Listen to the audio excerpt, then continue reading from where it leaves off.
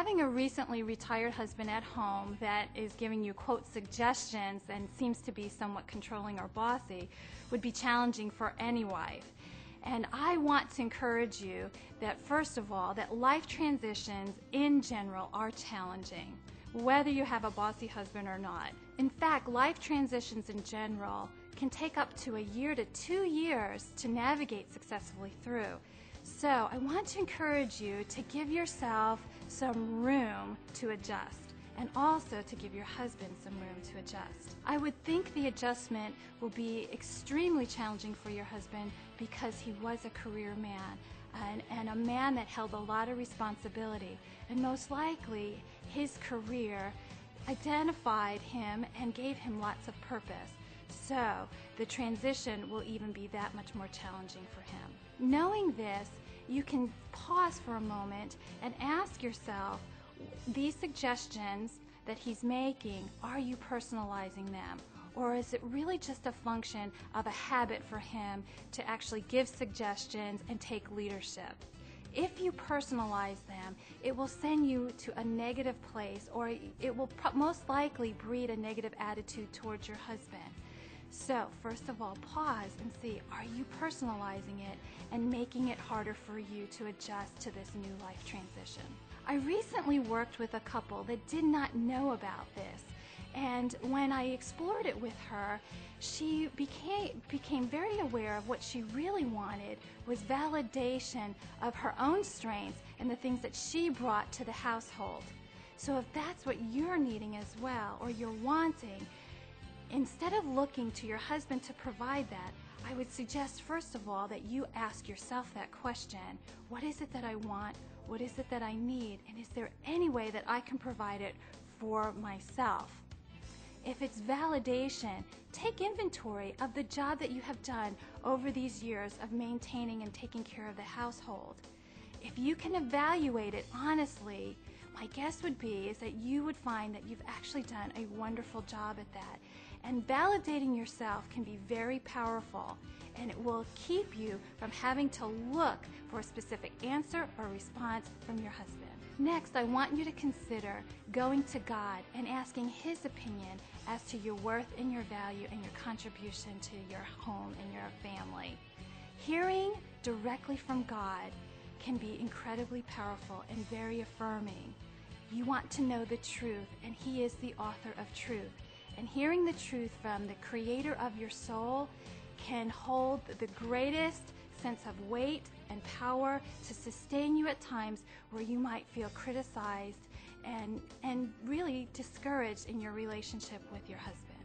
When you've done this work previous to addressing this issue with your husband, you can approach your conversation with him with much more peace and much more comfort and strength than if you hadn't spent the time getting really clear on what you think and feel about you, as well as what God thinks and feels towards you. Now, the next thing I would like to encourage you to do is to go ahead and bring this issue up with your husband. First of all, just prep it by saying that you have something important to discuss with him, and ask him if he'd be willing to dialogue with you, or just even figure out or be concerned or care about what you're thinking and feeling.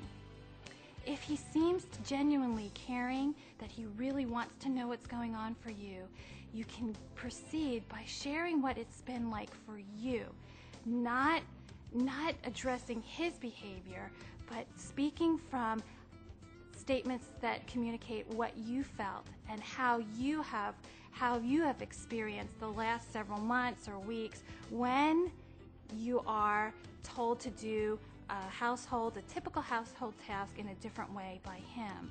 Again, be very, very clear that you don't get into a blaming or a finger-pointing type of discussion, but focus the intention on what you feel in the moment. This will be key to not having this conversation deteriorate. Next, you can go ahead and be curious about what it's been like for him. First of all, trying to make the transition home. You could also be curious about what it's been like for him when he makes suggestions, or what is really key for him in the return home and making this transition. when you get really clear on why making these suggestions are really important for him, and if he can express them in a way that you understand, boy, you can spend some time caring about that. Now, you can take that and move to a solution stage, a stage where you can find and look for solutions that will help you accomplish what you both really want, and that is to feel valued in the home. We want you to consider finding solutions that you both feel good about. If you feel good about one solution, like he doesn't do any household work and he doesn't make a comment whatsoever about what you're doing, well, that might be a win for you, but it might not necessarily capture what he's wanting and what he finds necessary with his contribution within the household. It would be a loss for your partnership or your team, and that would be tragic. Rather, we would like for you, or I would like for you, to consider finding solutions that you both feel great about. If it's about contributing, maybe there are ways that he can contribute inside the house as well as outside the home. It might be being involved in a church or community project or something like that. It might mean you being thrilled with giving up 2 or 3 of your routine chores that you do and just giving it over to him and finding and just giving the full reins of that to him without having to make a comment about it from your own perspective.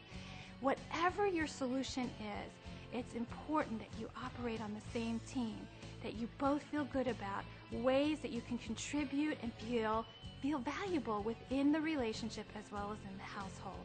And in the end, my guess would be that you're going to feel so much safer and enjoy this life transition and navigate through it successfully.